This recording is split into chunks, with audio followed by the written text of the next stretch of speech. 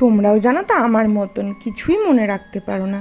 সেদিন পটল চিংড়ি বানালাম, কই রেসিপিটা তো আর চাইলে না। আমি জানি তোমরা সবাই আমার থেকে অনেক বেটার রান্না করো, কিন্তু তবুও আমি যেভাবে পারি আমি সেভাবেই তোমাদেরকে দেখাই।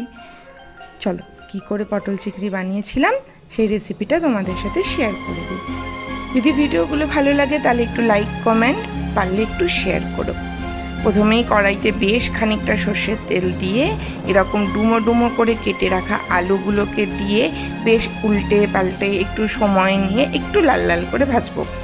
এরপরে কড়াইতে যে তেলটা থাকবে সেই তেলে পটলটা দিয়ে ভালোভাবে ভেজে তুলবে। পটলটা কিন্তু একদম লাল করে ভেজে তুলবে। আমি জানি তোমরা অনেক বেটার রান্না করো, তবু ওগুলো ছোট ছোট টিপস বলে দিতে হয়। অনেকে তো এমনও আছে যারা নতুন না, যারা রান্না পারে না, তাই তাদের জন্য বলে দিতে হয়। তো ভালোভাবে পটলগুলোকে ভেজে তুলে নিয়েছি। আর এখানে মানে ব্যাঙ্গালোরে আমার ঠিক জানা নেই কোন সময় কচি পটল ওঠে, কেন আমি আগের দিন বাজার থেকে একদম দেখে দেখে কচি পটল এনেছিলাম। যাই না পরের দিনের মধ্যে একদম লাল টুকটুকে হয়ে গেছে কী করে পটল। যাই হোক, যেটুকু তেল বেঁচেছিল ওর মধ্যে চিংড়ি মাছগুলোকে দিয়ে নেব। চিংড়ি মাছগুলো ভালোভাবে একটু ছড়িয়ে ছিটিয়ে দিচ্ছি, ওদেরও একটু মাঝে মাঝে স্পেস দরকার হয়তো, তো ওরাও সবার সাথে মিলেমিশেই থাকতে চায়, তো এর জন্য ওদের একটু স্পেস দরকার হয় বলে একটু ছড়িয়ে ছিটিয়ে দিয়েছি।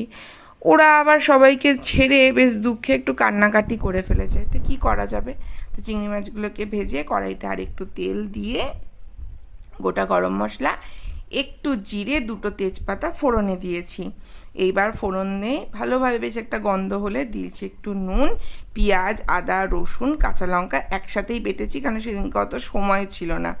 একসাথে বেটে মশলা দিয়ে ভালোভাবে অনেকক্ষণ ধরে কিন্তু কষাবো। মশলাটা কিন্তু তোমরা একটু সময় নিয়ে কষাবে, হ্যাঁ। এবার তেল ছেড়ে গেছে, এইবার একে একে দিয়ে দেবো টমেটো দিয়ে ভালোভাবে নেড়ে চেড়ে এইবার স্বাদ মতো চিনি, নুন কিন্তু প্রথমে দিয়েছি আমি তেলের মধ্যে।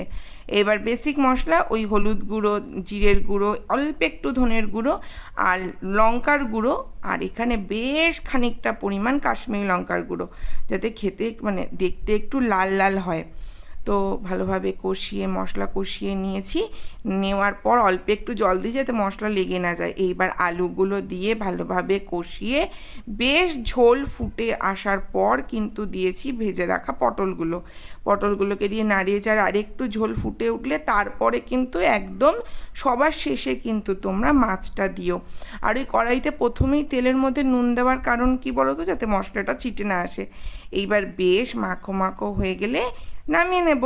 নামানোর সময় একটু গরম মশলা দিয়েছি, তাহলে